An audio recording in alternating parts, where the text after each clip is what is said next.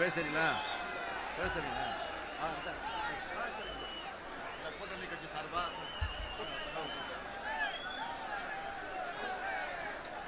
மதச்சார்பற்ற முற்போக்கு கூட்டணி கட்சிகளின் சார்பிலே தமிழ்நாடு காங்கிரஸ் கட்சியினுடைய முன்னாள் தலைவர் அருமை அண்ணன் KV தங்கபால் அவர்கள் உரையாற்றுவார்.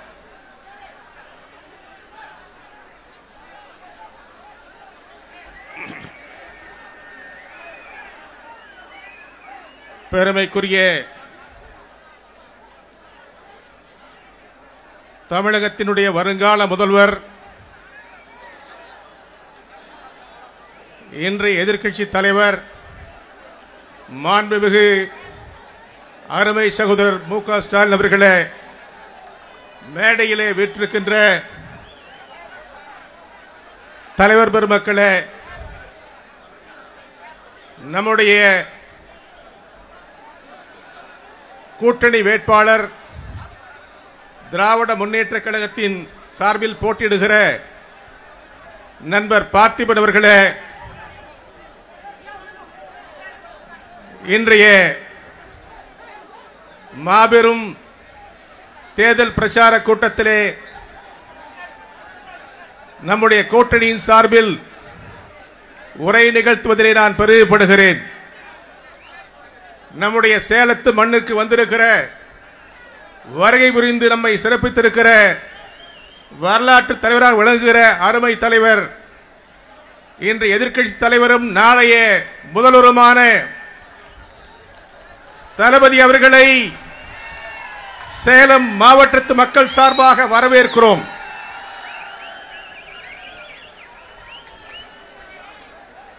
தமிழகம் முழுவதும், ஏன் இந்தியா முழுவதும் ஒரே கேள்வி, ஒரே பதில். கேள்வி: மோடி அவர்களை வீட்டுக்கு அனுப்ப வேண்டும், ராகுல் காந்தி பிரதமராக வேண்டும், தமிழகத்திலே அடுத்த முதல்வராக நம்முடைய தளபதி வர வேண்டும் என்ற கூக்குரல் தான் எல்லா இடங்களிலும் ஒலித்துக் கொண்டிருக்கிறது.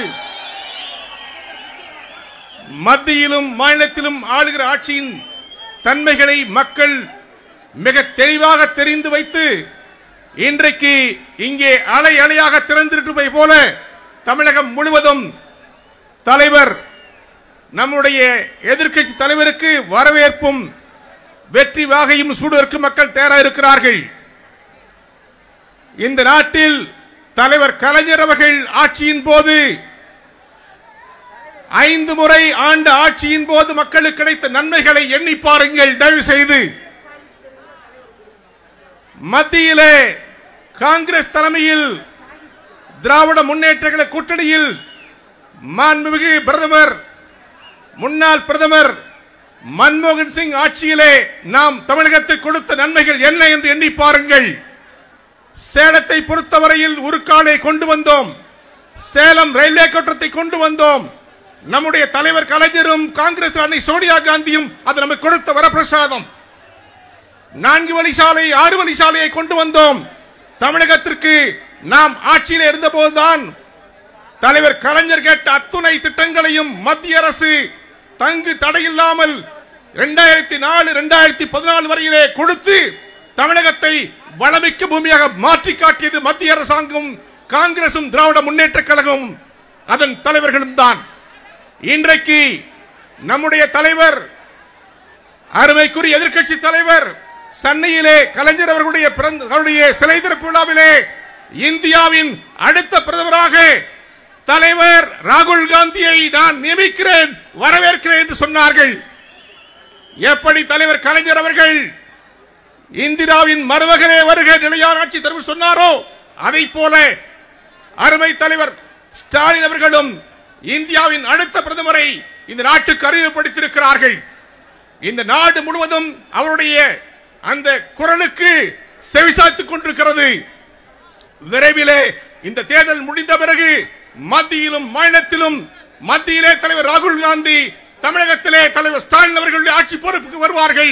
இந்த லட்சியத்தை நிறைவேற்ற உங்கள் அனைவரையும் கரம் கூப்பி விரும்பி கேட்டுக்கொள்கிறோம், ஆதரிப்பீர். இங்கே நம்முடைய கூட்டணி வேட்பாளர் பார்த்திபர்களுக்கு உதயசூரியன் சின்னத்திலே வாக்களித்து வெற்றி பெற செய்யுமாறு உங்களை வேண்டி விரும்பி கேட்டுக்கொள்கிறோம். வணக்கம், ஜெய்ஹிந்த்.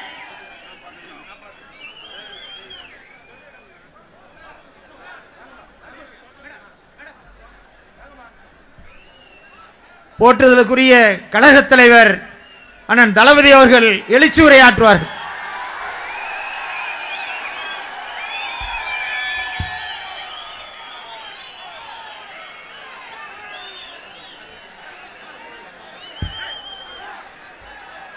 அன்பார்ந்த மதச்சார்பற்ற முற்போக்கு கூட்டணி வேட்பாளரை ஆதரித்து நடைபெறக்கூடிய இந்த மாபெரும் பொதுக்கூட்டத்தினுடைய தலைவர், சேலம் மத்திய மாவட்ட கழகத்தினுடைய செயலாளர் ராஜேந்திரன் அவர்களே, வரவேற்று மகிழ்ந்திருக்கக்கூடிய மேற்கு மாவட்ட கழகத்தினுடைய செயலாளர் SR சிவலிங்கம் அவர்களே,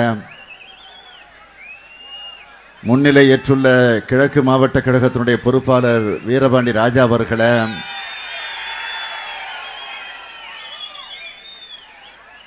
காங்கிரஸ் பேர் இயக்கத்தினுடைய முன்னோடிகளில் ஒருவராக விளங்கிக் கொண்டிருக்கக்கூடிய என்னுடைய பெருமதிப்பிற்குரிய அண்ணன் தங்கபால் அவர்களே, இந்திய தேசிய காங்கிரஸ், திராவிடர் கழகம், மறுமலர்ச்சி திராவிட முன்னேற்ற கழகம், மார்க்சிய கம்யூனிஸ்ட் கட்சி, இந்திய கம்யூனிஸ்ட் கட்சி, இந்திய யூனியன் முஸ்லீம் லீக், விடுதலை சிறுத்தைகள், மனிதநேய மக்கள் கட்சி, கொங்கு நாடு மக்கள் தேசிய கட்சி, இந்திய ஜனநாயக கட்சி, தமிழக வாழ்வுரிமை கட்சி, ஆதி தமிழர் பேரவை, தமிழ்நாடு விவசாயிகள் தொழிலாளர் கட்சி, கிறித்துவ நல்லெண்ண இயக்கம் உள்ளிட்ட கூட்டணி கட்சிகளை இடம்பெற்றிருக்கக்கூடிய அன்புக்குரிய மாவட்டத்தினுடைய தலைவர்களே, நிர்வாகிகளே, தோழமை கட்சிகளை சார்ந்திருக்கக்கூடிய தோழர்களே, நிறைவாக நன்றி நல்க இருக்கக்கூடிய சேலம் மாநகர செயலாளர் ஜெயக்குமார் அவர்களே, மேடையில் வீற்றிருக்கக்கூடிய இயக்கத்தினுடைய முன்னோடிகளே, சட்டமன்ற நாடாளுமன்ற முன்னாள் இந்நாள் உறுப்பினர்களே, பெருந்திரளாக திரண்டிருக்கக்கூடிய பெரியோர்களே, வேட்பாளராக இங்கே உங்களிடத்தில் இருகரங்கூப்பி வாக்குகளை கேட்டு நின்று கொண்டிருக்கக்கூடிய மதச்சார்பற்ற முற்போக்கு கூட்டணியினுடைய திராவிட முன்னேற்ற கழகத்தினுடைய அங்கீகாரம் பெற்றிருக்கக்கூடிய வேட்பாளர் அருமை சகோதரர் SR பார்த்திபன் அவர்களே, இளைய சமுதாயத்தினுடைய எண்ணரும் இனிய நண்பர்களே, அன்பிற்கினிய தாய்மார்களே, தோழமை கட்சிகளை சார்ந்திருக்கக்கூடிய செயல் வீரர்களே, என் உயிரோடு கலந்திருக்கக்கூடிய தலைவர் கலைஞர் அவர்களுடைய உயிரினும் உயிரான அன்பு உடன்பிறப்புகளே, உங்கள் அனைவருக்கு என்னுடைய அன்பான வணக்கம். நேற்று முன்தினம் என்னுடைய தேர்தல் பிரச்சார பயணத்தை தலைவர் கலைஞர் பிறந்த திருவாரூரிலே தொடங்கி தலைவர் கலைஞர் அவர்கள் வளர்ந்த தஞ்சைக்கு சென்று நேற்றைய தினம் பெரம்பலூர் நாடாளுமன்றத்திற்கு சென்று இன்று சேலத்திற்கு நான் வந்திருக்கிறேன். நாடும் நமதே, நாற்பதும் நமதே என்ற அந்த முழக்கத்தை அடிப்படையாக வைத்து இந்த பயணத்தை நான் இன்று 3வது நாளாக நடத்தி கொண்டிருக்கிறேன். செல்லுகிற இடமெல்லாம் மக்கள் ஆர்வத்தோடு, ஆரவாரத்தோடு, எழுச்சியோடு, உணர்ச்சியோடு, ஒன்றை ஒன்று மிஞ்சக்கூடிய அளவிற்கு போட்டி போட்டுக்கொண்டு மக்கள் திரளக்கூடிய அந்த ஆர்வத்தை ஆரவாரத்தை பார்க்கிற நேரத்தில் நிச்சயமா உறுதியா வருகிற நாடாளுமன்ற தேர்தலில் புதுவை உள்ளிட்ட 40 தொகுதிகளில் நம்முடைய அணிதான் வெற்றி பெறப் போகிறது என்பதை தெளிவாக எடுத்துச் சொல்லிக் கொண்டிருக்கிறது. இதற்கு என்ன காரணம் என்று கேட்டால், நம் மீது மக்கள் கொண்டிருக்கக்கூடிய நம்பிக்கையை அது இன்றைக்கு எடுத்துக்காட்டிக் கொண்டிருக்கிறது. ஆக நம் மீது காட்டக்கூடிய நம்பிக்கை மட்டுமல்ல, மத்தியில ஆட்சி பொறுப்பில் இருக்கக்கூடிய பாரதிய ஜனதா கட்சியின் மீது, மாநிலத்தில் ஆட்சி பொறுப்பில் இருக்கக்கூடிய அதிமுக ஆட்சி மீது மக்கள் கொண்டிருக்கக்கூடிய வெறுப்பையும் இன்றைக்கு இந்த கூட்டம் வெளிப்படுத்திக் கொண்டிருக்கிறது என்பதை நான் தெரிவிக்க விரும்புகிறேன். இந்த கோட்டை மைதானம் நிரம்பி வழிந்து கொண்டிருக்கிறது. ஆக இந்த கோட்டை மைதான நிரம்பி வழக்கூடிய காட்சியை பார்க்கிற போது சென்னை கோட்டையிலே நம்முடைய திராவிட முன்னேற்ற கழகத்தினுடைய ஆட்சி உதயமாக போகிறது என்பதற்கு அடையாளமாக இது விளங்கிக் கொண்டிருக்கிறது. கோட்டை மைதானத்தில் இந்த பிரச்சார கூட்டம் நடைபெறுகிற நேரத்தில் நான் ஒன்றை எண்ணி பார்க்கிறேன். திராவிட முன்னேற்ற கழகத்தினுடைய கோட்டைதான் சேலம் என்பதை நாம் மறந்துட முடியாது. இந்த சேலத்தை கோட்டையாக்கி தந்தவர்தான் நம்முடைய அன்புக்குரிய மறைந்த வீரபாண்டியார் அவர்கள் என்பதையும் நான் இங்கே நினைவுபடுத்த விரும்புகிறேன். சேலத்தை கோட்டையாக்கி விட்டு நம்மிடத்தில் ஒப்படைத்து விட்டு போயிருக்கிறார். நான் நினைத்து பார்க்கிறேன், கடந்த 2004ஆம் ஆண்டு இதே சேலத்தில் அண்ணன் வீரபாண்டியார் அவர்கள் முன்னின்று நடத்திய ஒரு மாநாடு. என்ன மாநாடு என்று கேட்டால், தலைவர் கலைஞர் அவருடைய முத்துவிழா மாநாடு. அந்த முத்துவிழா மாநாட்டை அவர்தான் முன்னின்று நடத்தினார். அப்படிப்பட்ட ஒரு மாநாட்டை நடத்துகிற போது தலைவர் கலைஞர் அவர்களை ஒரு சாரட்டு வண்டிகளை உட்கார வைத்து அந்த வண்டியை அண்ணன் வீரபாண்டியார் அவர்கள் ஓட்டி வந்த அந்த காட்சி இன்றைக்கு நம்முடைய மனதில் ஆழமாக பதிந்திருக்கிறது. ஆகவே இப்படிப்பட்ட வீரபாண்டியார் போன்றவர்களை தமிழ்நாடு முழுவதும் தலைவர் கலைஞர் அவர்கள் உருவாக்கி தந்திருக்கிறார்கள். 1957 இருந்து 2016ஆம் ஆண்டு வரையில நடைபெற்றிருக்கக்கூடிய சட்டமன்ற தேர்தலில் தோல்வி என்பதையே அறியாமல் தொடர்ந்து வெற்றி பெற்றிருக்கக்கூடிய ஒரு தலைவர் உண்டென்று சொன்னால் அது நம்முடைய தலைவர் கலைஞர் அவர்கள்தான் என்பது உங்களுக்கு தெரியும்.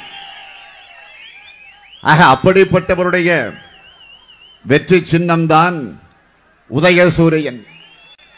அந்த வெற்றி சின்னம் உதயசூரியனத்திலே நிற்கக்கூடியவர் தான் இதோ உங்களிடத்திலே வேட்பாளராக நிற்கிறார் எஸ்.ஆர். பார்த்திபன் அவர்கள். உதயசூரியன் சின்னத்தில் யார் போட்டியிட்டாலும் தமிழகத்தை ஒரு முறை அல்ல 5 முறை ஆண்டு இந்த தமிழகத்திற்காக பணியாற்றி இருக்கக்கூடிய தலைவர் கலைஞர் அவர்களே போட்டியிடுகிறார் என்றுதான் அர்த்தம் என்பதை நீங்கள் மனதிலே பதிய வைத்துக் கொள்ள வேண்டும்.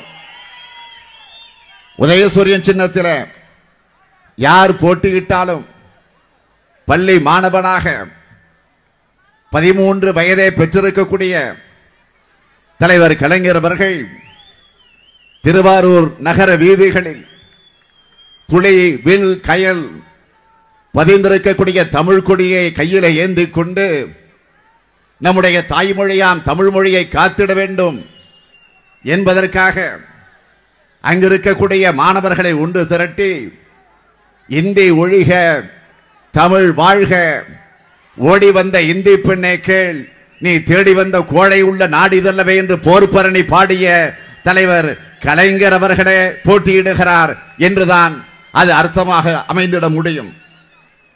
எஸ்.ஆர். பார்த்திபனை நீங்கள் வெற்றி பெற வைக்கிறீர்கள் என்று சொன்னால், உதயசூரியனை உருவாக்கி தந்த அறிஞர் அண்ணா வெற்றி பெறுகிறார் என்று பொருள். பார்த்திபன் வெற்றி பெறுகிறார் என்று சொன்னால், அண்ணாவினுடைய அன்பு தம்பியாம் நம்முடைய தலைவர் கலைஞர் வெற்றி பெறுகிறார் என்று பொருள். பார்த்திபன் வெற்றி பெறுகிறார் என்று சொன்னால், இன்றைக்கு இந்த இயக்கத்தினுடைய தலைவனாக உங்கள் அன்போடு ஆதரவோடு பொறுப்பேற்றுக் கொண்டிருக்கக்கூடிய நான் வெற்றி பெறுவதாக பொருள். ஆக அந்த உணர்வோடு நான் உங்களை எல்லாம் கேட்டுக்கொள்ள விரும்புவது, உதயசூரியன் சின்னத்தில் நீங்கள் ஆதரவு தந்து நம்முடைய வேட்பாளர் எஸ்.ஆர். பார்த்திபன் அவர்களை வெற்றி பெற வச்சு நாடாளுமன்றத்திற்கு அனுப்பி வைக்க வேண்டும் என்று உங்களை எல்லாம் நான் கேட்டுக்கொள்ள விரும்புகிறேன். உதயசூரியன் உதித்ததற்கு பிறகுதான் இந்த தமிழ் சமுதாயம் வெளிச்சத்தை பார்த்திருக்கிறது. தாழ்த்தப்பட்ட, பிற்படுத்தப்பட்ட, சிறுபான்மை சமுதாயத்தை சார்ந்திருக்கக்கூடிய அந்த தரப்பு மக்கள் கல்வியை கற்க முடிந்தது, வேலை வாய்ப்பை பெற முடிந்தது, தன்னம்பிக்கையை பெற முடிந்தது. நாம் மனிதர்கள் என்ற அந்த உணர்வை பெறுவதற்கு உதயசூரியன் சின்னம்தான் காரணமாக அமைந்திருக்கிறது. உதயசூரியன் சின்னத்தின் அடிப்படையில் தான் பள்ளிகள் திறக்கப்பட்டன, கல்லூரிகள் உருவாகி இருக்கிறது. நம்முடைய பிள்ளைகள் பொறியாளர்களாக, இன்ஜினியர்களாக, மருத்துவர்களாக, வழக்கறிஞர்களாக இன்றைக்கு உருவாகி இருக்கிறார் என்று சொன்னால் அதற்கு காரணம் நம்முடைய உதயசூரியன் சின்னம்தான். உயர்கல்வி பெற்றவர்கள் உன்னதமான இடத்திற்கு இன்றைக்கு வந்திருக்கிறார்கள் என்று சொன்னால் நம்முடைய உதயசூரியன் சின்னம்தான் அதற்கு காரணமாக இருந்திருக்கிறது. அது மட்டுமல்ல, இதோ பக்கத்தில் இருக்கக்கூடிய சையத் அபி தெரு, அந்த தெருவிலே தான் தலைவர் கலைஞர் அவர்கள் 1.5 ஆண்டு காலம் குடியிருந்திருக்கிறார்கள் என்பதையும் நான் இங்கே நினைவு கூற விரும்புகிறேன். ஆகவே இன்றைக்கு இந்த சமுதாயம் இந்த அளவுக்கு ஓங்கி வளர்ந்து கம்பீரமாக நிற்பதற்கு காரணமாக இருந்தது நம்முடைய திராவிட இயக்கம். அந்த திராவிட இயக்கத்திற்கு அடித்தளம் அமைத்தது இந்த சேலம் தான் என்பதை நான் இங்கே பெருமையோடு குறிப்பிட விரும்புகிறேன். சுயமரியாதை இயக்கத்தையும் நீதி கட்சியும் இணைத்து திராவிடர் கழகம் என்ற பெயர் மாற்றம் 1944ஆம் ஆண்டு நடந்திருக்கிறது. அந்த 44ஆம் ஆண்டு அந்த பெயர் மாற்றம் நடந்த ஊர்தான் இந்த சேலம் என்பதையும் நான் குறிப்பிட விரும்புகிறேன். அப்படிப்பட்ட அந்த நிலை உருவாகிய நேரத்தில் அப்பொழுது அறிஞர் அண்ணா அவர்கள் ஒரு தீர்மானத்தை கொண்டு வந்தார்கள். அந்த தீர்மானத்திற்கு என்ன பெயர் சூட்டப்பட்டது என்று சொன்னால் அண்ணாதுரை தீர்மானம் என்றே சூட்டப்பட்டிருக்கிறது. ஆகவே இதையெல்லாம் நான் இங்கே நினைவு கூற விரும்புகிறேன். அது மட்டுமல்ல, எப்படி 1.5 ஆண்டு காலம் இதே கோட்டைக்கு பக்கத்தில் இருக்கக்கூடிய சையத் அபி தெருவில கலைஞர் குடியிருந்தார் என்று நான் சொன்னேனே. ஆக எந்த நிலையில் அவர் குடியிருந்தார் என்று சொன்னால் தலைவர் கலைஞருடைய வாழ்க்கையிலும் இந்த சேலம் மறக்க முடியாத ஊர் என்பதை நீங்கள் அறிவீர்கள். திரைப்படத்திற்கு வசனகர்த்தாவாக அவர் வருகிற நேரத்தில், அந்த பணியை நிறைவேற்ற வருகிற நேரத்தில் இதே சேலம் மாடர்ன் தியேட்டர்ஸில் தலைவர் கலைஞர் அவர்கள் அங்கே பணியாற்றி இருக்கிறார்கள். ஆக தலைவர் கலைஞர் அவர்களை கதாசிரியராக உருவாக்கிய பெருமை இந்த சேலத்திற்கு உண்டு என்பதை நான் இங்கே பதிவு செய்கிறேன். அப்படிப்பட்ட சேலத்திற்குத்தான் நான் வந்திருக்கிறேன். அந்த சேலத்தில் இருக்கக்கூடிய வேட்பாளருக்கு, பார்த்திபனுக்கு, உதயசூரியனுக்கு ஓட்டு கேட்க வந்திருக்கிறேன். பணிவோடு கேட்க விரும்புகிறேன், விரும்பி வேண்டி கேட்கிறேன். உரிமையோடு கேட்கிறேன். உங்களில் ஒருவனாக இந்த மேடையில் நின்று கேட்கிறேன். இன்னும் பெருமையோடு சொல்ல வேண்டும் என்று சொன்னால் தலைவர் கலைஞருடைய மகனாக நின்று உங்களுடைய இருகரங்குப்பி நான் கேட்டுக்கொள்ள கடமைப்பட்டிருக்கிறேன். திமுக கழகம் எப்பொழுதெல்லாம் ஆட்சி பொறுப்பில் இருந்திருக்கிறதோ, அறிஞர் அண்ணா தலைமையில் ஆட்சி இருந்த நேரத்திலும் சரி, அதற்கு பிறகு அவர் வழி நின்று பணியாற்றிய தலைவர் கலைஞர் அவர்கள் ஆட்சி பொறுப்பை தலைமையேற்று வழிநடத்திய நேரத்திலும் சரி, சாமானிய மக்களுக்காக எத்தனையோ திட்டங்கள் உருவாக்கி தரப்பட்டிருக்கிறது. உதாரணத்திற்கு சிலவற்றை நான் தலைப்புச் செய்தியாக குறிப்பிட விரும்புகிறேன். விவசாயிகளுக்கு இலவச மின்சாரம், நெசவாளர்களுக்கு இலவச மின்சாரம், விவசாய பெருங்குடி மக்கள் கூட்டுறவு வங்கிகள் வாங்கியிருக்கக்கூடிய கடன் 7,000 கோடி ரூபாய் ரத்து. காவேரி நடுவர் மன்றம் உருவாக்கியது. மண்டல் கமிஷன் பரிந்துரையை அமல்படுத்தியது. சமத்துவபுரங்களை அமைத்தது. இதே தாய்நாடு நம்முடைய தமிழ்நாட்டிற்கு தமிழ்நாடு என்ற பெயரை சூட்டியது. சுயமரியாதை திருமணம் செல்லும் என்ற சட்டத்தை நிறைவேற்றி தந்தது. அனைத்து ஜாதியினரும் அர்ச்சகர் ஆகலாம் என்கிற சட்டத்தை நிறைவேற்றி தந்தது. மாற்றுத் திறனாளிகளை மேம்படுத்தியது. திருநங்கையர் வாழ்வில ஒளியேற்றியது. மகளிர் சுய உதவி குழுக்களை உருவாக்கியது. அரசு ஊழியருடைய ஊதியத்தை உயர்த்தியது. ஏராளமான மருத்துவக் கல்லூரிகளை தமிழகம் முழுவதும் கொண்டு வந்தது.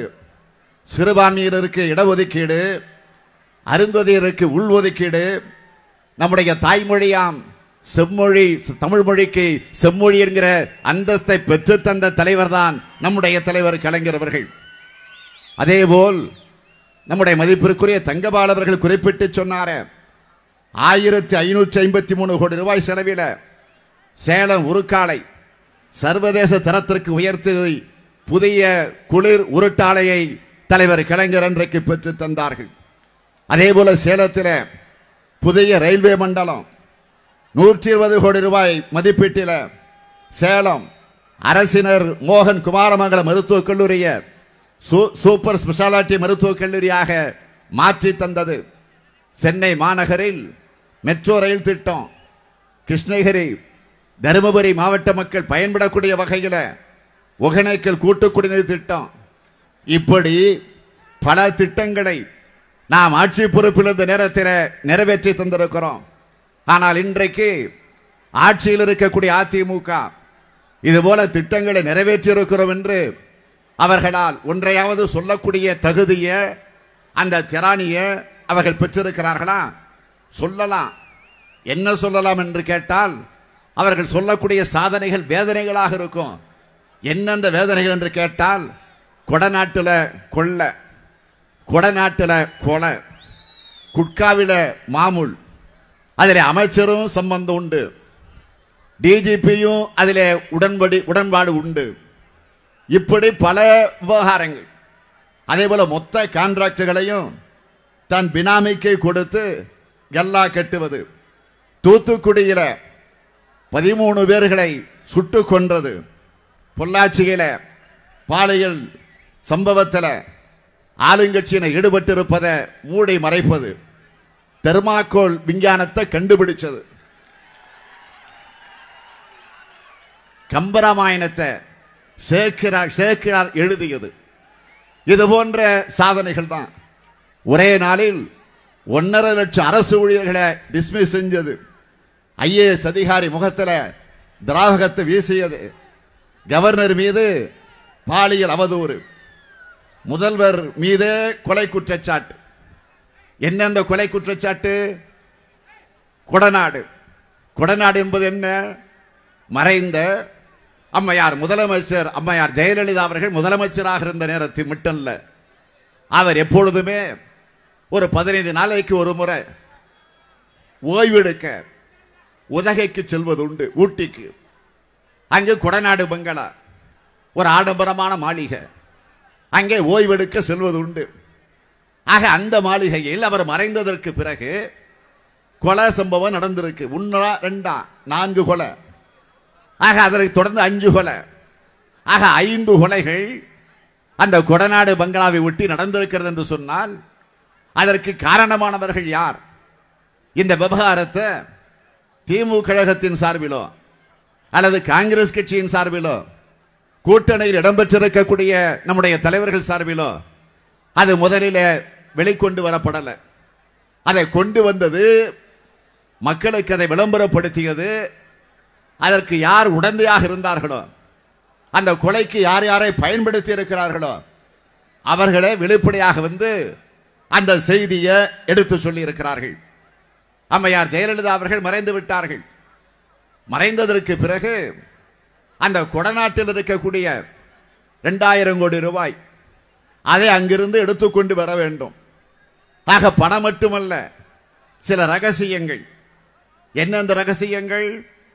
அம்மையார் ஜெயலலிதா அவர்கள் உயிரோடு இருந்த நேரத்தில் அதிமுகவில் இருக்கக்கூடிய அது ஓபிஎஸ் இருந்து இபிஎஸ் இருந்து அமைச்சர்கள் வரையில என்னென்ன தவறு செய்திருக்கிறார்கள், எங்கெங்கு ஊழல் செய்திருக்கிறார்கள், எங்கெங்கு சொத்துக்களை வாங்கி இருக்கிறார்கள், யார் யாரோடு பேசி பேரம் பேசி இருக்கிறார்கள், அந்த முழு விவரங்களை அம்மையார் ஜெயலலிதா அவர்கள் முதலமைச்சராக இருந்த காரணத்தால் அதையெல்லாம் ஆதாரபூர்வமாக சேகரித்து அத்தனையும் கம்ப்யூட்டர்ல போட்டு வச்சிருக்கிறார்கள். பென் டிரைவில் அதெல்லாம் பதிவாகி இருக்கு. அதெல்லாம் பத்திரமாக அந்த வீட்டில் அம்மையார் ஜெயலலிதா அவர்கள் பாதுகாத்து வைத்திருக்கிறார்கள். ஆக அவர் மறைந்ததற்கு பிறகு அதை எப்படியாவது அங்கிருந்து கொண்டு வந்து விட வேண்டும் என்று திட்டமிட்டு அதற்காக கேரள மாநிலத்திலிருந்து 11 பேரை தயாரித்தார்கள். இதை தயாரிப்பதற்கு யாரை பயன்படுத்தினார்கள் என்று சொன்னால் கனகராஜ் என்கிற ஒரு டிரைவர். டிரைவர் என்றால் அவர் யாருடைய டிரைவர்? ஜெயலலிதாவுக்கு கார் ஓட்டிய டிரைவர். சில நேரங்களில் சசிகலாவுக்கும் காரை ஓட்டி இருக்கிறார். போயஸ் தோட்டத்தில் குடியிருக்கிற போதும் கார் ஓட்டி இருக்கிறார். அதே போல கொடநாட்டிலே வந்து ஓய்வெடுக்கிற நேரத்தில் அவர்தான் கார் ஓட்டுவார். ஆக அவர்தான் கனகராஜ். ஆக அவர் மூலமாக கேரள மாநிலத்திலிருந்து ஒரு 11 பேரை கூலிப்படையாக நியமித்து அதற்கு அவர்கள் அந்த காரியத்தில் ஈடுபட செய்கிறார்கள். அப்படி அவர்கள் ஈடுபடுகிற போது அந்த பங்களாவிற்குள்ளே நுழைகிற நேரத்தில் அவர்கள் தடுக்கப்படுகிறார்கள். தடுத்தது யார்? ஒரு காவலாளி, ஒரு வாட்ச்மேன். ஆக தடுத்த காரணத்தால் அவரை அடிக்கிறார்கள். அடித்த காரணத்தால் அவர் இறந்து விடுகிறார். ஆக இறந்து விட்ட காரணத்தால் அதை மூடி மறைக்க மேலும் ஒரு 4 கொலைகள் நடந்திருக்கு. கனகராஜ் எப்படி இறந்தார் தெரியல.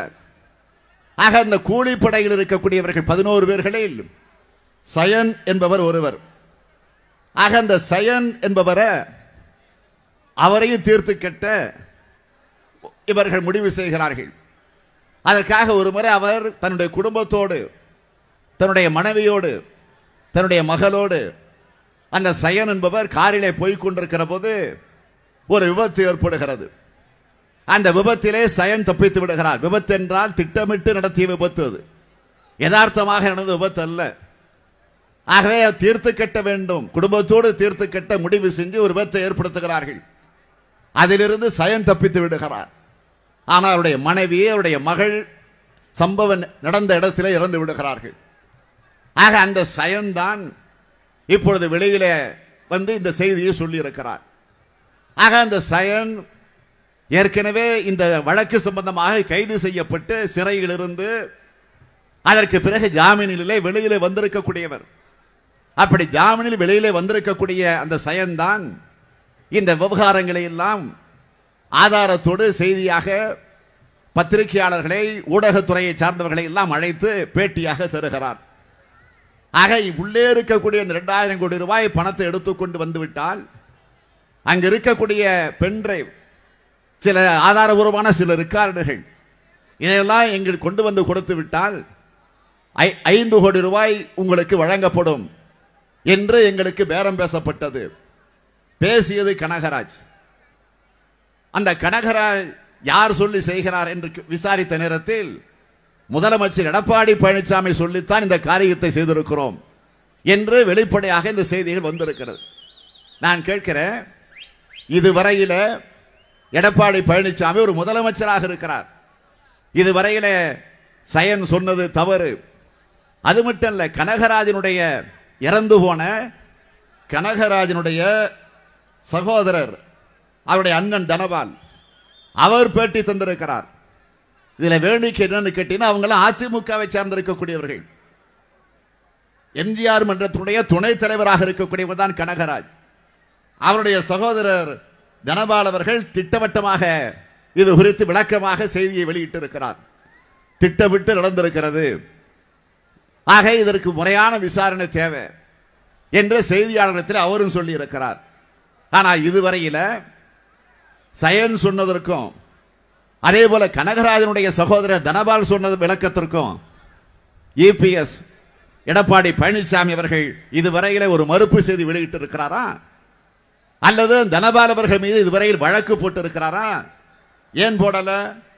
ஆக அமைதியாக இருக்கிற காரணத்தினால சந்தேகம் இன்னும் வலுக்கிறதா இல்லையா? இப்பொழுது கூட சயனை சிறையில் அடைச்சு வச்சிருக்கிறாங்க. இந்த விவகாரம் வெளியில் இப்போ வந்ததற்கு பிறகு அடைச்சு வச்சது மட்டும் இல்ல, அங்க பல கொடுமைகளை செஞ்சுக்கிட்டு இருக்கிறாங்க. போலீஸ் அதிகாரிகளை விட்டு கொஞ்சம் அமைதியாக இரு, இதெல்லாம் வெளியில சொல்லாத, இன்னும் கொஞ்சம் பணம் தருகிறோம் என்று சொல்லி மிரட்டப்படக்கூடிய அந்த செய்திகள் தான் வந்து கொண்டிருக்கிறது. ஆனால் நான் ஒன்றை மட்டும் இங்கே தெரிவோடு தெரிவிக்க விரும்புகிறேன். விரைவில் தமிழ்நாட்டில் திராவிட முன்னேற்ற கழகத்தினுடைய ஆட்சி வருகிற நேரத்தில் இந்த உண்மைகள் எல்லாம் கண்டுபிடிக்கப்பட்டு அந்த உரிய தண்டனைக்குரியவர்களை சிறைகளை கொண்டு போய் அடைத்து வைப்பதுதான் முதல் வேலையாக நம்முடைய வேலையாக இருக்கும் என்பதை நான் அழுத்த நிறுத்தமாக குறிப்பிடுகிறேன். அதனால்தான் திராவிட முன்னேற்ற கழகத்தினுடைய தேர்தல் அறிக்கையில் இந்த பிரச்சனை குறித்து, இந்த கொடநாடு விவகாரம் குறித்து சிபிஐ விசாரணை நடத்துவோம் என்ற உறுதிமொழி தரப்பட்டிருக்கு. ஆக அந்த உறுதிமொழி விரைவில் நிறைவேற்றப்படும். ஊழல் செஞ்சிட்டு கைதானவர் முதலமைச்சராக இருந்த அம்மையார் ஜெயலலிதா அவர்கள். இப்போ ஊழல் மட்டும் இல்ல, கொலை செஞ்சிட்டு கைதாகக்கூடிய ஒரு சூழ்நிலையை வரலாற்றில் படைக்க இருக்கக்கூடியவர் தான் இப்பொழுது முதலமைச்சராக இருக்கக்கூடிய எடப்பாடி பழனிசாமி அவர்கள். இதுல எடப்பாடி பழனிசாமிக்கு வேண்டுமானால் இது அவமானம் இல்லாமல் இருக்கலாம், ஆனால் தமிழ்நாட்டுக்கு அவமானம், தமிழக அரசியலுக்கு அவமானம், தமிழ்நாட்டினுடைய எதிர்காலத்திற்கு இது ஒரு மிகப்பெரிய அவமானமாக வந்து சேர்ந்திருக்கிறது. அது மட்டும் அவருக்கு கீழே பணியாற்றி கொண்டிருக்கக்கூடிய ஓபிஎஸ், அதை தொடர்ந்து இருக்கக்கூடிய அமைச்சர்கள், ஒரு கேபினெட் என்று சொன்னால் ஒரு கிரிமினல் கேபினெட் தமிழ்நாட்டில் அமைஞ்சிருக்கு. எப்படி இது கிரிமினல் கேபினெட் என்று சொல்லுகிறோம் என்று சொன்னால், ஓபிஎஸ் நிதித்துறை அமைச்சர், துணை முதலமைச்சர், அவர் மீது சொத்து குவிப்பு வழக்கு நீதிமன்றத்தில் இருக்கிறது. அதேபோல் உள்ளாட்சித்துறை அமைச்சர் வேலுமணி அவர்கள் மீது ஸ்மார்ட் சிட்டி ஊழல் அது வழக்கு நீதிமன்றத்தில் இருக்கு. அதேபோல மின்துறை அமைச்சர் தங்கமணி அவர் மீது நிலக்கரி ஊழல், சுகாதாரத்துறை அமைச்சர் விஜயபாஸ்கர் அவர் மீது குட்கா ஊழல், முட்டையிட ஊழல், மின் விளக்கு வாங்குவதிலே ஊழல். ஆக கமிஷன் இல்லாத இடமே இல்லை, கமிஷன் வாங்காத அமைச்சரை இல்லை, கரப்ஷன் இல்லாத துறையே இல்லை என்ற நிலையில கமிஷன், கரப்ஷன், கலெக்ஷன் என்ற அந்த நிலையிலே தான் இந்த ஆட்சி நடந்து கொண்டிருக்கிறது. இதை பற்றி எல்லாம் யாரிடத்திலே புகார் தர வேண்டும்? நியாயமா? லஞ்ச ஒழிப்புத்துறை அதிகாரியிடத்திலே தான் புகார் தரணும். புகார் தர முடியாது, காரணம் அவர் மீதே புகார் இருக்கு. இப்போ சரி, அதற்கு மேல யார்? டிஜிபி ராஜேந்திரன். ஆக தலைமை காவல்துறையினுடைய அதிகாரி டிஜிபி, அவர் மீது இன்றைக்கு குட்கா ஊழல் இருக்கு. ஆக அவரிடத்திலும் புகார் தர முடியாது. சரி, அதற்கு மேல யார்? தமிழகத்தினுடைய ஆளுநர், கவர்னர். ஆக அவரிடத்திலும் தர முடியாது, காரணம் அவர் மீதே நிர்மலா விவகாரம் இருக்கு. அதனால் அங்கேயும் போக முடியாது. சரி, அதற்கு மேல யாரிடத்துல? பிரதமர் மோடி இடத்துல, அங்கேயும் போக முடியாது, காரணம் அவர் மீதே ரஃபேல் ஊழல் விவகாரம் சந்தி சிரிச்சுக்கிட்டு இருக்கு. ஆகவேதான் அவர்களிடத்திலெல்லாம் புகார் தர முடியாது. அதனால்தான் இப்பொழுது உங்களிடத்திலே புகார் தந்து வந்திருக்கிறோம். அந்த புகாரை நீங்கள் பரிசீலித்து அதற்குரிய தண்டனை நீங்கள் வழங்கிட வேண்டும் என்று சொன்னால் இந்த சேலம் தொகுதியுடைய நாடாளுமன்றத்திற்கு போட்டியிடக்கூடிய நம்முடைய கழக வேட்பாளர் முற்போக்கு கூட்டணியுடைய வேட்பாளராக உங்களிடத்தில் ஒப்படைக்கப்பட்டிருக்கக்கூடிய சகோதரர் எஸ்.ஆர். பார்த்திபன் அவர்களை பெருவாரியான வாக்கு வித்தியாசத்தில் நீங்கள் வெற்றி பெற வைக்க வேண்டும். மோடியும் எடப்பாடியும் சேர்ந்து மக்களை ஏமாற்றிக் கொண்டிருக்கிறார்கள். ஆக 2 பேர் சேர்ந்துதான் ஏமாற்றிட்டு இருக்கிறாங்க நினைச்சிட்டு இருந்தோம். இப்போ புதுசா மூணாவது ஒருத்தர் சேர்ந்து இருக்கிறார். இப்போ யாருன்னு தெரியும் உங்களுக்கு. பெருமதிப்பிற்குரிய ஐயா அவர்கள், பெரிய ஐயா அவர்கள் சேர்ந்திருக்கிறார்கள். 5 வருஷமா நாம கூட இப்படி திட்டினது கிடையாது. ஆளுங்கட்சி அதிமுகவை பார்த்து திட்டாத திட்டே கிடையாது. அவ்வளவு திட்டு, கேவலமான முறையில் திட்டு, அப்படியெல்லாம் திட்டி திட்டி தீர்த்திட்டு இப்போ கூட்டு சேர்ந்திருக்கிறார். ஏன்னா கேட்டதெல்லாம் இப்ப கிடைச்சிருக்கு. அவருக்கு சீட்டு மட்டுமா கிடைச்சிருக்கு? எல்லாம் கிடைச்சிருக்கு. ஒருவேளை கேட்டதை விட அதிகம் கூட கிடைச்சிருக்கலாம். ஆக அதற்காக ஒரு கூட்டு. இதே கூட்டு சேர்ந்திருக்கக்கூடிய பெரிய அவர்கள் அம்மையார் ஜெயலலிதா அவர்களை பற்றி, அவருடைய வாழ்க்கை வரலாற்றை பற்றி, அந்த அம்மையார் கொள்ளையடித்து இருக்கக்கூடிய அந்த ஊழல்களை, அந்த விவகாரங்களை பற்றியெல்லாம் அவர் புத்தகமாகவே அச்சிட்டு அதிமுகவின் கதை என்ற அந்த தலைப்பில் வெளியிட்டிருக்கிறார். கவர்னரிடத்தில் போய் மனு தந்திருக்கிறார்கள். அதிலே கையொப்பமிட்டு அந்த மனுவை தந்திருக்கிறார்கள். இதில் வேடிக்கை என்னன்னு கேட்டீங்கன்னா, அந்த புத்தகத்தில் ஒரு இடத்துல குறிப்பிடுகிறார், தான் கொள்ளை அடிச்சதெல்லாம் வச்சுக்கிட்டு, அதெல்லாம் ஒரு முதலீடாக வச்சுக்கிட்டு முதலமைச்சர் பதவியை குத்தகைக்கு எடுத்திருக்கிறார் எடப்பாடி பழனிசாமி. சொன்னது நான் அல்ல, பெரியய்யா சொன்னது. கடவுள் இல்லை என்று சொன்ன முதலமைச்சர்களை நாம் பார்த்திருக்கிறோம். கடவுள் உண்டென்று நிலையிலே இருந்த முதலமைச்சர்களை நாம் பார்த்திருக்கிறோம். ஆனால் நான் தான் கடவுள் என்று சொல்லிக் கொண்டிருக்கக்கூடிய ஒரு முதலமைச்சர் எடப்பாடி பழனிசாமி. இதையும் சொன்னது நான் அல்ல, பெரியய்யா சொன்னது. எடப்பாடிக்கும் மணியடிக்கக்கூடிய பூசாரியாக இப்ப புதுசா 2 பூசாரி, அதுதான் பெரியய்யா சின்னையா. மணியடிக்கிற பூசாரியாக இன்றைக்கு கிளம்பி இருக்கிறார்கள். நம்முடைய கூட்டணியை பொறுத்த வரைக்கும் ஏதோ தேர்தலுக்காக மாத்திரம் அமைந்திருக்கிறது என்று நீங்கள் கருத வேண்டிய அவசியம் இல்லை. ஏறக்குறைய 2-3 ஆண்டு காலமாக மக்களுடைய பிரச்சனைகளை மையமாக வச்சு, அது மத்திய அரசாங்கமாக இருந்தாலும் மாநில அரசாங்கமாக இருந்தாலும், அவர்கள் செய்கிற தவறுகளை, ஊழல்களை, லஞ்ச லாவண்யமிக்க செய்திகளை அறிந்து புரிந்து நாம் அதற்கு குரல் கொடுத்துக் கொண்டிருக்கிறோம். விவசாயிகள் பிரச்சனையா போராடுகிறோம். நெசவாளர்களுக்கு துன்பம் ஏற்படுகிறதா ஓடோடி வருகிறோம். அரசு ஊழியர்களுடைய பிரச்சனையா செவி சாய்க்கிறோம். வீதிக்கு வந்து போராடுகிறோம். சாலை மறியல் நடத்துகிறோம். ஆர்ப்பாட்டத்தில் ஈடுபடுகிறோம். மறியல் செய்கிறோம். உண்ணாவிரத போராட்டத்தை நடத்துகிறோம். விவசாயிகளுக்காக வெளிநட பயணத்தை நடத்தணும். ஆக கடந்த 2-3 ஆண்டு காலமாக நாங்கள் ஒன்று சேர்ந்து நடத்திய அந்த அமைப்பு தான் இன்றைக்கு கூட்டணியாக தேர்தலில் கூட்டணி அமைத்து போட்டியிடக்கூடிய நிலையில நாம் ஈடுபட்டிருக்கிறோம். இது ஒரு கொள்கை கூட்டணி. ஆனால் இன்றைக்கு எதிரணிகளை அமைந்திருக்கக்கூடிய கூட்டணியை பொறுத்த வரைக்கும் அது கொள்கை கூட்டணி அல்ல, பேரத்தின் அடிப்படையிலே நடந்திருக்கக்கூடிய கூட்டணி. ஆக அதை நீங்கள் புரிந்து கொண்டாக வேண்டும். ஆகவேதான் நான் தெரிவிக்க விரும்புவது, திராவிட முன்னேற்ற கழகத்தினுடைய தேர்தல் அறிக்கையை நான் வெளியிட்டு விட்டுத்தான் என்னுடைய பிரச்சார பயணத்தை நான் தொடங்கினேன். இதோ என் கையில் அந்த புத்தகம் இருக்கிறது. திராவிட முன்னேற்ற கழகம் ஆட்சிக்கு வருகிற நேரத்தில், திராவிட முன்னேற்ற கழகத்தினுடைய ஆதரவு பெற்ற கூட்டணி ஆட்சி மத்தியில் அமைகிற நேரத்தில் நாம் என்னென்ன செய்ய போகிறோம் என்பதை பற்றியெல்லாம் இந்த அறிக்கையில் தெளிவாக எடுத்து சொல்லி இருக்கிறோம். அதில் ஒன்று முக்கியமான ஒன்று, சென்னை சேலம் 8 வழி பசுமை விரைவுச்சாலை அமைக்கக்கூடிய திட்டத்தை காஞ்சிபுரம், திருவண்ணாமலை, கிருஷ்ணகிரி, தருமபுரி, சேலம் ஆக 5 மாவட்டங்களுடைய விவசாயிகள் இதனால் மிக மோசமான நிலைமைக்கு, கடுமையான அளவிற்கு அதை எதிர்த்துக் கொண்டிருக்கிறார்கள். என்ன காரணம்? 8 வழிச்சாலை அமைக்கிற காரணத்தால் 8000 ஏக்கர் விளைநிலம் பாதிக்கப்படுகிறது. 300 ஏக்கர் வனநிலங்கள், 8 மலைகள் அழிக்க வேண்டிய ஒரு கட்டாயம் வருகிறது.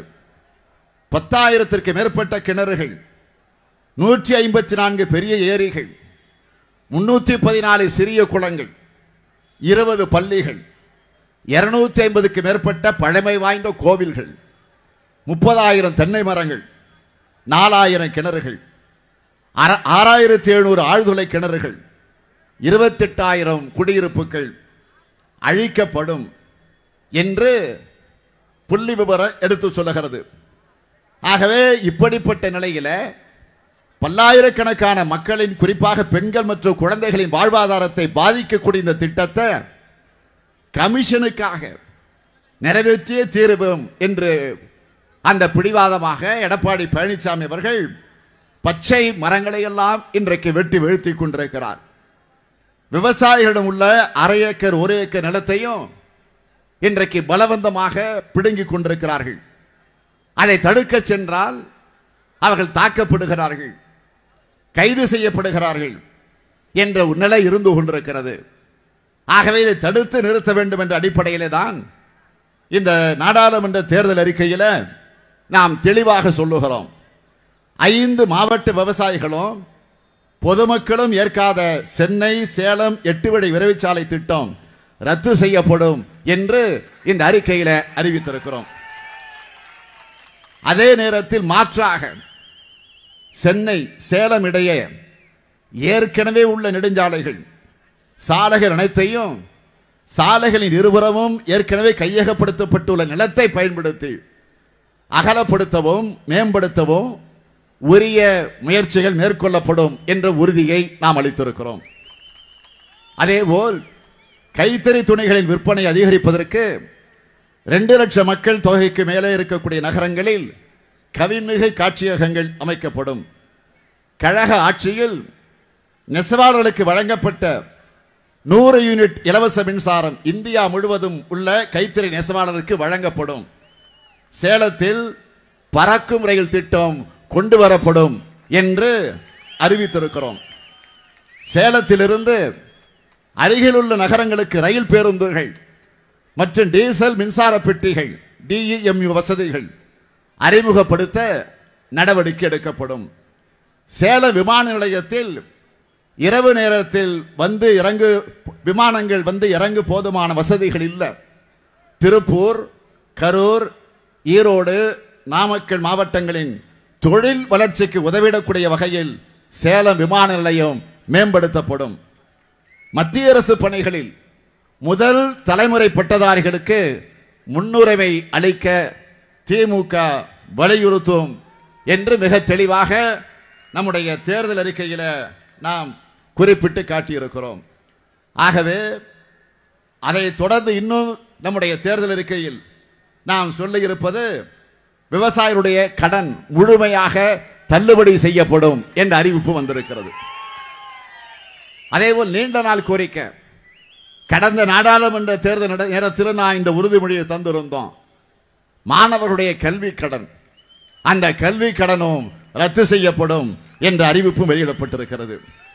1 கோடி இளைஞர்களுக்கு வேலை வாய்ப்பு, 5 லட்சம் பெண்களுக்கு வேலை வாய்ப்பு, சிலிண்டர் விலை குறைக்கப்படும், பெட்ரோல் டீசல் விலை கட்டுப்படுத்தப்படும், கேபிள் கட்டணம் டிவி கேபிள் கட்டணம் குறைக்கப்படும், வேளாண் துறைக்கென்று தனி பட்ஜெட் உருவாக்கப்படும், தொழிலாளர் ஓய்வூதியம் உயர்த்தப்படும், மத்திய மாநில அரசு ஊழியர்களுக்கு ஓய்வூதிய திட்டம் மீண்டும் கொண்டு வரப்படும், தனிநபர் வருமான வரம்பு அதிகரிக்கும், வருமான வரிக்கான வரம்பு அதிகரிக்கப்படும், GST வரிய முற்றிலும் மாற்றி அமைக்கப்படும், தனியார் துறையில இடஒதுக்கீடு, கிராமப்புற பெண்களுக்கு தொழில் தொடங்க ரூபாய் 50,000 வட்டியில்லா கடன் வழங்கப்படும், பள்ளி கல்லூரி மாணவர்களுக்கு இலவச ரயில் பாஸ் வழங்கப்படும், மத்திய மாநில அரசின் காலி பணியிடங்கள் உடனே நிரப்பப்படும். இப்படி பல அறிவிப்புகளை வெளியிட்டிருக்கிறோம். இது ஏதோ அதிமுக வெளியிட்டிருக்கக்கூடிய அறிவிப்பு போல் நிச்சயமாக இருக்காது. ஏனென்றால் அவங்களும் அறிக்கை வெளியிட்டிருக்கிறாங்க. அதில் நான் எல்லாத்தையும் சொல்ல விரும்பல, ஒன்றை நான் குறிப்பிட விரும்புகிறேன். ஒரு அறிவிப்பு வெளியிட்டிருக்கிறாங்க. என்ன அறிவிப்புன்னு கேட்டீங்கன்னா, நீட் தேர்வை ரத்து செய்வோம்னு அறிவிச்சிருக்கிறாங்க. தயவு செய்து நீங்க நினைச்சு பாருங்க, ஆட்சியில் இருப்பது யார்? ஜெயலலிதாவை தொடர்ந்து அதற்கு பிறகு ஓபிஎஸ், இப்ப இபிஎஸ், தொடர்ந்து 5-6 வருஷமா 7 வருஷமா இவங்க ஆட்சி நடந்துகிட்டு இருக்கு. ஆக 7 ஆண்டு காலமாக நாம் தொடர்ந்து போராடிட்டு இருக்கிறோம். அரியலூரில் ஒரு அரிஜன வகுப்பை சார்ந்த ஒரு மாணவி அனிதா என்ற பெண் தற்கொலை செய்து கொண்டு மாண்டார். என்ன காரணம்? இந்த நீட் தேர்வு தான். இன்னும் அதற்காக பல ஏழை எளிய குடும்பத்திலே பிறந்திருக்கக்கூடியவர்கள் டாக்டராக மருத்துவர்களாக வர முடியாத ஒரு நிலைக்கு தள்ளப்பட்டிருக்கிறார்கள். இதை தடுத்து நிறுத்திட வேண்டும் என்று தொடர்ந்து நாங்கள் குரல் கொடுத்துக் கொண்டிருக்கிறோம். சட்டமன்றத்தில் பல முறை நான் பேசியிருக்கிறேன். நேரமில்லா நேரத்தில் மட்டுமா கவன ஈர்ப்பு தீர்மானம் கொண்டு வந்து பேசியிருக்கிறேன், ஒத்திவைப்பு தீர்மானத்தில் பேசியிருக்கிறேன், நிதிநிலை அறிக்கை விவாதத்தில் பங்கேற்று பேசுகிற போது பேசியிருக்கிறேன். எப்போ வாய்ப்பு கிடைக்கிற போதெல்லாம் நான் இதை தொடர்ந்து வலியுறுத்தி இருக்கிறேன். எதிர்க்கட்சி தலைவராக நான் மட்டும் இல்ல, காங்கிரஸ் கட்சியின் சார்பில் வலியுறுத்தப்பட்டது, இந்திய யூனியன் முஸ்லிம் கட்சியின் சார்பில் சட்டமன்றத்தில் வலியுறுத்தப்பட்டது. சட்டமன்றத்தில் மட்டும் இல்ல, மக்கள் மன்றத்திலும் தொடர்ந்து சொல்லிக் கொண்டிருக்கிறோம். அதற்காக தொடர்ந்து போராடி கொண்டிருக்கிறோம். ஒரு 2 தீர்மானங்கள் கண்துடைப்புக்காக போட்டார்கள். ஆளுங்கட்சி அதிமுக தீர்மானம் கொண்டு வருகிறது, அதை நாம் ஏற்கக்கூடாது என்று அரசியல் பார்க்கல. இது மாணவர்கள் பிரச்சனை. ஆகவே இதில் நாம் ஆதரிக்க வேண்டும் என்று முடிவு செஞ்சு ஆதரிச்சோம். ஏகமனதாக தீர்மானம் 2 முறை நிறைவேற்றப்பட்டது. நிறைவேற்றப்பட்ட தீர்மானம் எங்க கேட்டால் என்ன சொல்லுகிறார்கள்? டெல்லிக்கு அனுப்பிச்சிருக்கிறோம். சரி, அனுப்பிய தீர்மானம் என்ன நிலையில் இருக்கு? டெல்லியில் மத்திய அரசு என்ன செய்யணும்? ஜனாதிபதிக்கு அனுப்பி அதை ஒப்புதல் பெறணும். பெற்றார்களா? இதுவரை கேட்டார்களா? தேர்தலுக்காக இப்பொழுது அடிக்கடி மோடி தமிழ்நாட்டிற்கு வந்துட்டு போறாரு. இதே முதலமைச்சர், துணை முதலமைச்சர், அமைச்சர் எத்தனை முறை டெல்லிக்கு போயிட்டு வந்துகிட்டு இருக்கிறாங்க. எதற்காக? என்ன காரணம்? இந்த நீட் பிரச்சனை பற்றி பேசவா? பேசி இருக்கிறார்களா? கிடையாது. ஆனால் இப்பொழுது வந்து நீட்டை ரத்து செய்வோம் என்று ஒரு அறிவிப்பு வெளியிட்டு இருக்கிறீங்களே, அதற்கான பயிற்சி வகுப்பெல்லாம் நடந்துகிட்டு இருக்குப்போ. இன்று காலையில் எனக்கு வந்திருக்கக்கூடிய செய்தி அடுத்த ஆண்டுக்கு தயாராயிடுச்சுன்னு இப்ப செய்தி வந்துட்டு இருக்கு. ஆக இப்படியெல்லாம் செஞ்சுட்டு தேர்தல் அறிக்கையில இந்த நாட்டில் இருக்கக்கூடிய மக்களை ஏமாற்ற, குறிப்பாக இளைஞர்களை ஏமாற்ற ஒரு அறிவிப்பை வெளியிட்டு இருக்கிறார்களே தவிர வேற அல்ல. ஆகவே திராவிட முன்னேற்ற கழகத்தை பொறுத்த வரைக்கும் கலைஞர் அவர்கள் எப்பொழுதெல்லாம் தேர்தல் அறிக்கை வெளியிடுகிறாரோ அதில் தலைப்புச் செய்தி ஆக 2 வரியை சொல்லுவார்கள். சொன்னதை செய்வோம், செய்வதை சொல்வோம் என்ற அறிவிப்பை வெளியிடுவார்கள். ஆக இப்பொழுது நான் சொல்லுகிறேன், கலைஞரின் மகனான ஸ்டாலினும் சொல்லுகிறேன், சொன்னதைத்தான் செய்வோம், செய்வதைத்தான் சொல்வோம். ஆக நாடு நலம் பெறுவதற்கு நீங்கள் திராவிட முன்னேற்ற கழகத்தினுடைய வேட்பாளராக இருக்கக்கூடிய உங்களுடைய கூப்பிட்ட குரலுக்கு ஓடி வரக்கூடிய ஒரு தொண்டனாக இருந்து பணியாற்றக்கூடிய நம்முடைய அருமை சகோதரர் பார்த்திபன் அவர்கள் உங்களிடத்தில் வேட்பாளராக நிறுத்தப்பட்டிருக்கிறார். அவருக்கு நீங்கள் எல்லாம் உதயசூரியன் சின்னத்தில் ஆதரவு தந்து ஒரு மிகப்பெரிய வெற்றியை தேடித்தர வேண்டும் என்று உங்களை எல்லாம் அன்போடு கேட்டு, நீண்ட நேரமாக கொளுத்துகின்ற வெயிலில் நீங்கள் இங்கே உட்கார்ந்து இருக்கக்கூடிய காரணத்தால் இன்னும் அதிக நேரம் உங்களை கொடுமைப்படுத்த விரும்பல. ஏற்கனவே இந்த ஆட்சியினுடைய கொடுமையை உங்களால் தாங்க முடியல. அந்த கொடுமையை சந்திக்கிற போது இந்த கொடுமை உங்களுக்கு பெரிதாக இல்லை என்று சொன்னாலும் நான் உங்களை துன்பப்படுத்த விரும்பல. எனவே உதயசூரியனுக்கு ஆதரவு தாருங்கள், பார்த்திபன் அவர்களை வெற்றி பெற வையுங்கள் என்று உங்கள் அன்போடு கேட்டு விடைபெறுகிறேன். நன்றி, நன்றி, வணக்கம்.